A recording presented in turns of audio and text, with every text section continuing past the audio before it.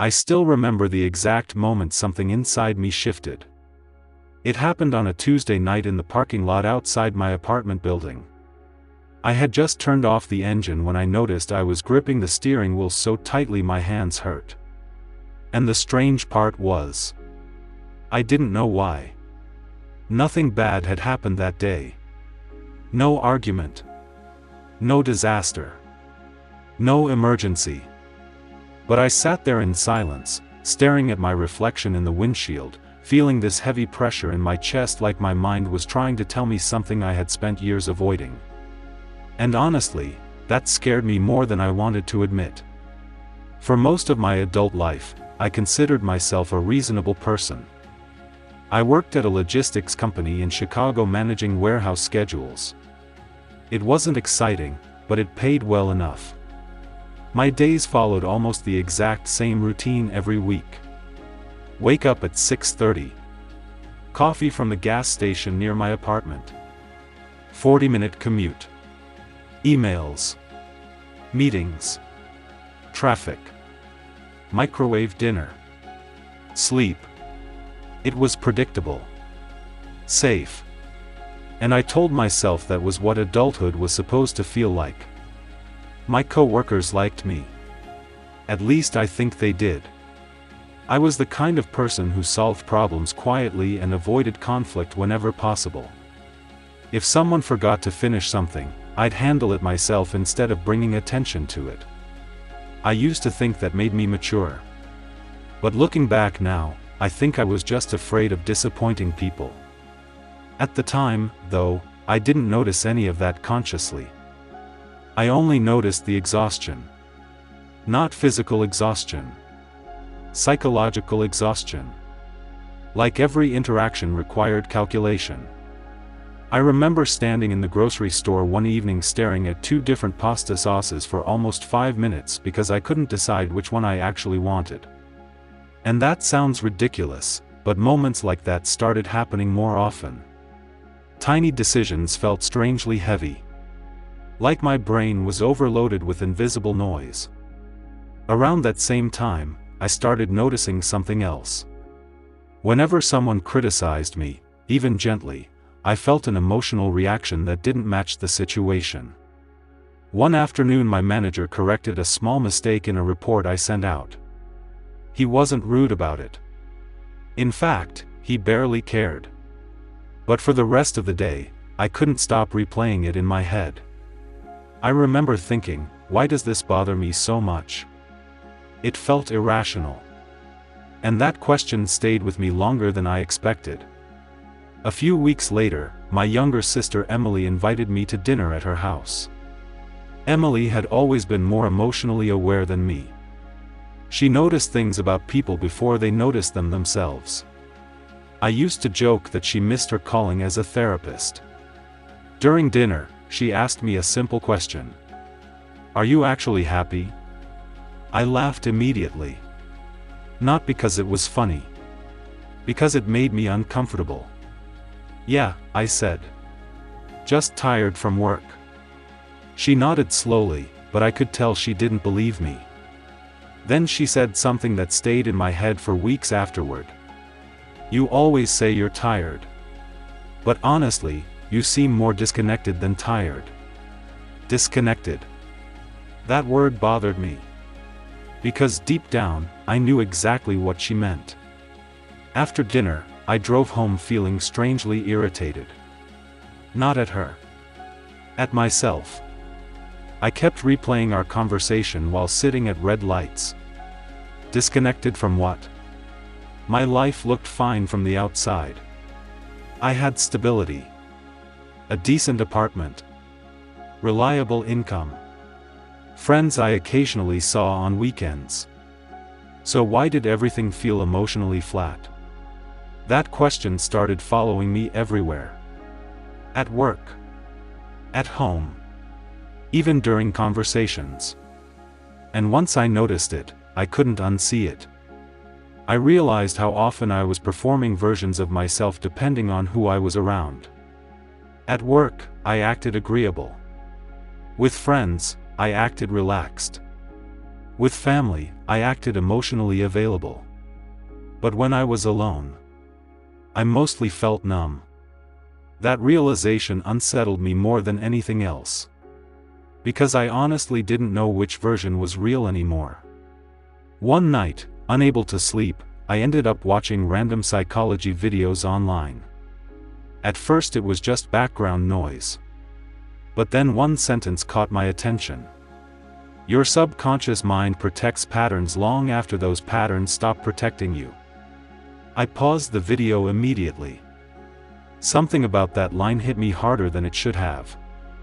I started thinking about my own behavior differently. Why did criticism affect me so deeply? Why did I avoid conflict even when it hurt me? Why did I constantly monitor people's reactions around me? And slowly, memories started resurfacing. Nothing dramatic. Just small moments. Moments I hadn't thought about in years. I remembered being 12 years old showing my father a drawing I made for school. He barely looked at it before saying, "You could have done better if you actually focused." I remembered getting a B in math and feeling embarrassed for days. I remembered learning very early that approval felt conditional. Not intentionally. My parents weren't cruel people. But in our house, achievement mattered more than emotion. Mistakes felt dangerous. And suddenly, things about myself started making sense in a way they never had before. I wasn't afraid of criticism because of work. I was afraid because somewhere deep inside me, criticism still felt connected to worth. That realization honestly made me sit in silence for a long time. Because until then, I had always believed my personality was just who I am. I never considered the possibility that many of my behaviors were learned survival patterns my subconscious had been repeating for years. And once I saw it, I started seeing it everywhere. Every time I apologized unnecessarily. Every time I avoided saying what I actually felt. Every time I prioritized being liked over being honest. It was like discovering hidden code running quietly underneath my entire life. The strange thing is, this realization didn't immediately make me feel better. At first, it actually made me feel worse. Because now I noticed how automatic everything was. One morning at work, a coworker blamed me for a scheduling issue that wasn't my fault. Normally I would have accepted it quietly to avoid tension. And I almost did. I literally felt the automatic response forming in my mouth. Sorry, I'll fix it. But something inside me stopped. I remember feeling this weird pause in my mind. Like I was watching my subconscious try to replay an old script. And for the first time, I didn't follow it automatically. Instead, I calmly explained what actually happened. No anger. No defensiveness. Just honesty. The conversation lasted maybe 2 minutes. But afterward, my heart was pounding like I had done something dangerous.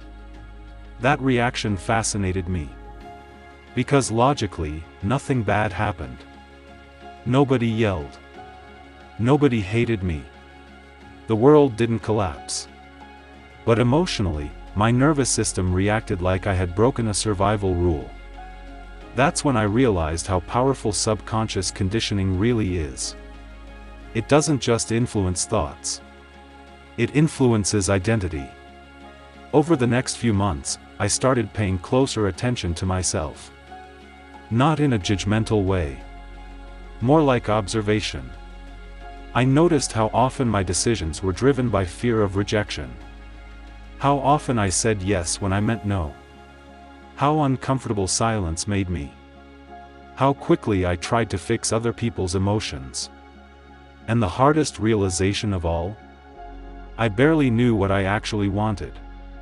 Because for years, I had trained myself to focus on what kept other people comfortable. That realization hit me harder than I expected. One Saturday morning, I went to a small coffee shop downtown with a notebook. I remember writing a question at the top of the page. What would my life look like if I stopped performing all the time? I stared at that sentence for a long time. Because honestly, I didn't know. But that question slowly changed things. Not overnight. Gradually. I started setting tiny boundaries. Tiny honest moments. If I didn't want to attend something, I stopped inventing fake excuses. If something bothered me, I tried expressing it calmly instead of burying it. And something surprising happened. Most people respected me more, not less. That confused me at first. Because my subconscious had spent years convincing me that honesty would create rejection. But in reality, authenticity created healthier relationships than performance ever did. Of course, not everyone liked the changes. Some people became distant once I stopped overextending myself for them. That hurt initially. But it also revealed something important. A lot of my relationships had quietly depended on me abandoning my own needs. And once that stopped, the dynamic changed. I remember discussing this with Emily one evening while walking through a park near her neighborhood. She listened quietly while I explained everything I had been realizing. Then she smiled and said something simple. "You're finally meeting yourself." That sentence stayed with me. Because that's exactly what it felt like. Not becoming someone new. Meeting someone buried underneath years of automatic behavior. The strange part is, my external life didn't dramatically change. I still worked the same job. Still lived in the same apartment. Still drove the same car. But internally, everything felt different. The constant tension inside me started fading. Not completely. But enough to notice. I stopped analyzing every interaction afterward. I stopped assuming disagreement meant rejection. I stopped chasing approval from people who were emotionally unavailable. And for the first time in years, I started experiencing moments of genuine peace. Small moments. Driving home with music playing. Making dinner without rushing. Sitting quietly without needing distraction. Things that used to feel empty suddenly felt calming.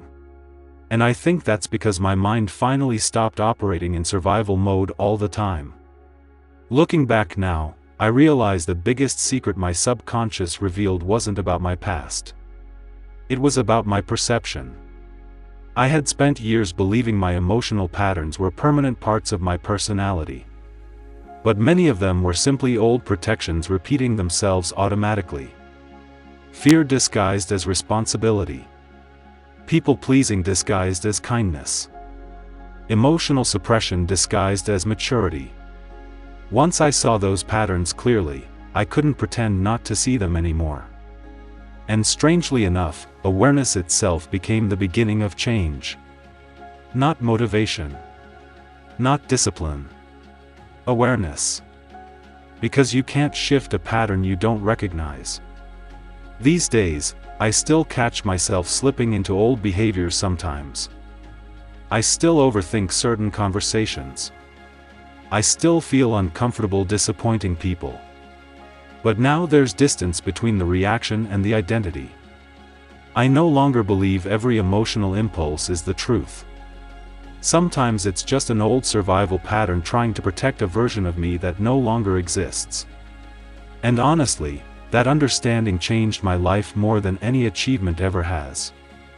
Because I spent years trying to improve my circumstances without realizing the real conflict was happening quietly inside my own mind. The subconscious is strange that way. It remembers experiences long after we stop consciously thinking about them. It builds invisible assumptions about worth, safety, love, rejection, success. And eventually, those assumptions start shaping entire lives without us noticing. I think a lot of people are living that way right now. Repeating emotional patterns they mistake for personality. Making decisions based on fears they never fully questioned. Carrying old beliefs into new relationships. Not because they're weak. Not because they're broken. but because the mind learns to survive before it learns to understand itself. And maybe that's the real shift. Not becoming perfect. Not eliminating fear. Just becoming aware enough to ask, is this truly who I am, or just who I learned to be?